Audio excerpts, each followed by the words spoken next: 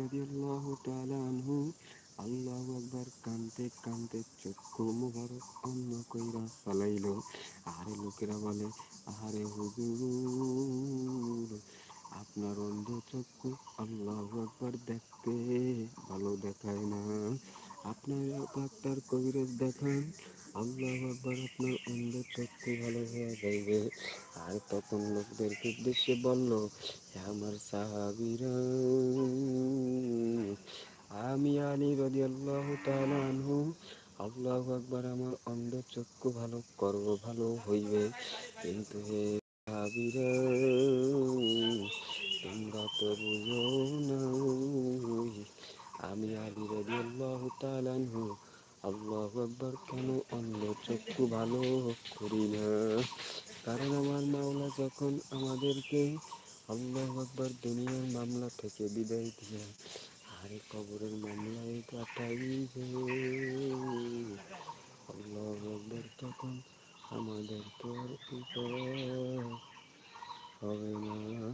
যখন এই দুনিয়ার মামলা থেকে বিদায় দিয়ে আল্লাহু আকবার আমাদেরকে আমার মালিক কবরের মামলায় পাঠাইবে, আরে পুলসিরাতের মামলায়, মিজানের মামলায়, হাসরের মামলায়, কিয়ামতের মামলায়, যখন আমার মালিক আমাদেরকে হাজির করবে, আল্লাহু আকবার, তখন আমি আলী দেখছি দুনিয়া থেকে কোনো আমল আনতে পারি নাই।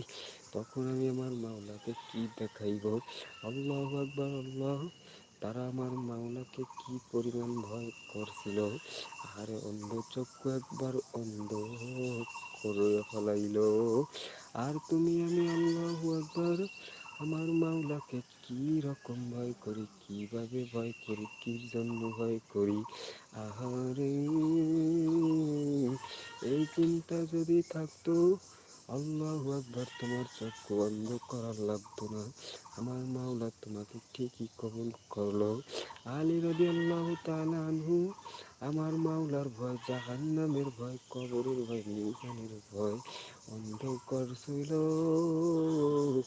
যতই লোকরা পরামর্শ দেয় না কেন, ওই অন্ধ চক্ষু আর ভালো করে না। আল্লাহু আকবার, আমার মাওলাকে আল্লাহু আকবার, ওই চক্ষু আল্লাহু আকবার কবরে যখন মালিকে ডাক দিবে আর কোনো আমল আনতে পারি নাই, তখন আমার মাওলাকে অন্ধ চক্ষু আমি দেখাইব। আল্লাহু আকবার, এই জন্য আলী রাদিয়াল্লাহু তাআলা আনহু আল্লাহু আকবার চক্ষু ভালো করে না। আর তোমার আমার মধ্যে আমার মাওলার কেমন ভয়, কেমন মায়া, কেমন আতঙ্ক, আল্লাহু আকবার, একটু চিন্তা করো। আল্লাহর ফজলে ক্রমে কোনো ভয় ভীতি নাই।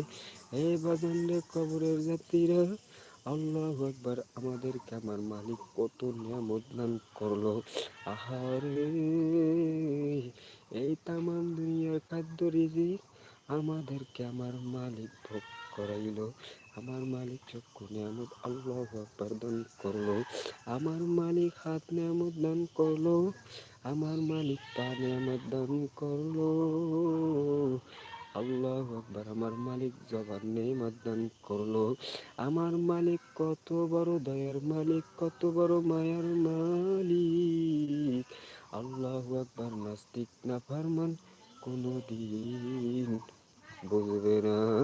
আমার মালিককে যদি নাস্তিক নাফরমান বেঈমান বুঝতো, আল্লাহু আকবার, সবের আগে ফেরাউন, আবু জাহেল, আহারে, আল্লাহু আকবার, বড় বড়, আল্লাহু আকবার, ইহুদিদের লিডার কিন্তু হেদায়েত পাইতো, কারণ আল্লাহু আকবার, মানুষ, আল্লাহু আকবার, ইন্নাল ইনসানা লিরাব্বিহি লাকানুত, মানুষ বড় নেমো খারাপ। আমার মালিক কোরআনের ভিতরে কেন এই আয়াত লেখলো? আল্লাহু আকবার, আমার মালিক কিন্তু জানি না, শুই নেই, কিন্তু লেখলো, আহারে, ইন্নাল ইনসানা লিরাব্বিহি লাকানুত, মানুষ বড় নেমো খারাপ। কারণ আল্লাহু আকবার, ইহুদিদের কথা চিন্তা করো, তারা তো জন্মগত ভাবেই ইহুদি। নাস্তিকদের কথা চিন্তা করো, তারা তো জন্মগতভাবে কিন্তু নাস্তিক, বেদিনরাও কিন্তু একই। হিন্দুদের কথা চিন্তা করো, আল্লাহু আকবার, তারা জন্মগতভাবে কিন্তু হিন্দু। যে যে ধর্ম পালন করে না কেন, তাদের ধর্মের উপরে তাদের কিন্তু বিশ্বাস। আল্লাহু আকবার, তারা কিন্তু জন্মগতভাবেই শিখা আসলো। কিন্তু হে কপাল পোড়া, আমাদের কি হইল? আমার মালিক আমাদেরকে জন্মগতভাবে হিন্দু কিন্তু বানাইতে পারতো। আমার মালিক ইচ্ছা করলে বৌদ্ধর ঘরে রূহ দিতে পারতো।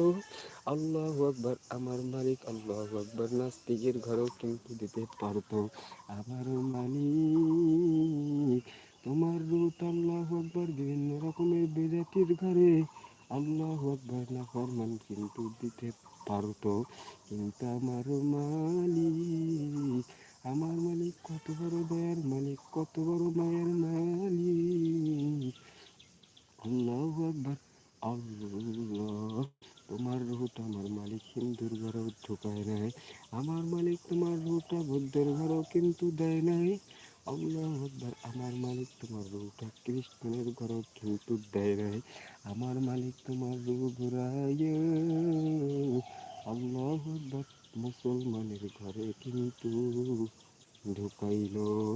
হে নাফরমান কবরের যাত্রীরা, তুমি আমি একটা মুসলমানের বাচ্চা হইয়া দুনিয়ার ভিতরে জন্ম গ্রহণ করলাম। আমার মালিক কত বড় দয়ার মালিক, আল্লাহু আকবার, কত রহমতের মালিক, তোমাকে আমাকে মুসলমান বানাইল। আহারে, আমার মালিক ইচ্ছা করলে তোমার আমার রুহটা বৌদ্ধের ঘরও কিন্তু দিতে পারতো। কিন্তু আমার মালিক তা করে নাই। আমার মালিক তোমাকে দয়া করলো, তোমাকে মোহাব্বত করলো। আল্লাহু আকবার, কবরের যাত্রীরা, আমার মালিক ইচ্ছা কইরা তোমার রূহটা মুসলমানের ঘরে দিল। আর তুমি এখন মুসলমান, তুমি এখন মুসলমান হইয়া আল্লাহর ফজলে ক্রমে মুসলমানের ধারে কাছেও নাই। বিভিন্ন রকমের বেঈমান বেদায়েত আল্লাহু আকবার, বিভিন্ন রকমের নাস্তিকদের বেহাপনায় লিপ্ত, বিভিন্ন রকমের হারামের ভিতরে লিপ্ত। আল্লাহু আকবার, বিভিন্ন ঘুষের কারবারও করো।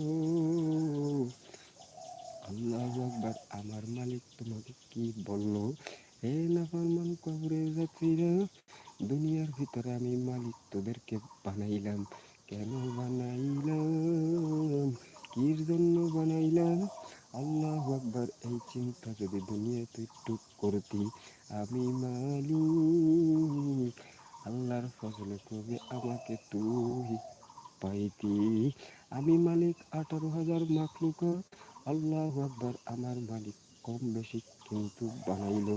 তার ভিতরে আমি আমার মালিক মানুষকে সবচাইতে দামি সম্মানিত কইরা ঘোষণা করলো। আল্লাহু আকবার, এই মানুষকে তোমার মাওলা দামি কেন বানাইলো? আহারে, এই কপাল পোড়া, একটু চিন্তা করো। অন্যান্য মাখলুকাত আমাদের চাইতে কিন্তু সবল, খাদ্যের দিক দিয়ে বিবেচনা করো তাও কিন্তু সবল। মানুষ খাদ্যের দিক দিয়ে দুর্বল, আল্লাহু আকবার, অঙ্গ প্রত্যঙ্গের দিক দিয়ে মানুষ দুর্বল, হায়াতের দিক দিয়ে বিচার করো। আল্লাহু আকবার, হায়াতের দিক দিয়ে কিন্তু মানুষ দুর্বল, অন্যান্য পশু কিন্তু সবল। তারপর আমার মালিক কেন আমাদেরকে এত দামি, এত সম্মানিত কইরা ঘোষণা করলো? এই কথা যদি একটু চিন্তা করতি, সঙ্গে সঙ্গে আমার মালিকের পরিচয় পাইতি। আল্লাহু আকবার, এই জন্য আমার মালিক কোরআনের ভিতরে বলল, ইন্নাল ইনসানা লিরাব্বিহি লাকানুত, মানুষ বড় নিমকারাম। আমার সমস্ত নিয়ামত খাইয়া আল্লাহু আকবার এখন আমার হুকুম মানে না। এই জন্য আমার মালিক আমাদেরকে নিমকারাম বলল। কিন্তু কপাল পোড়া,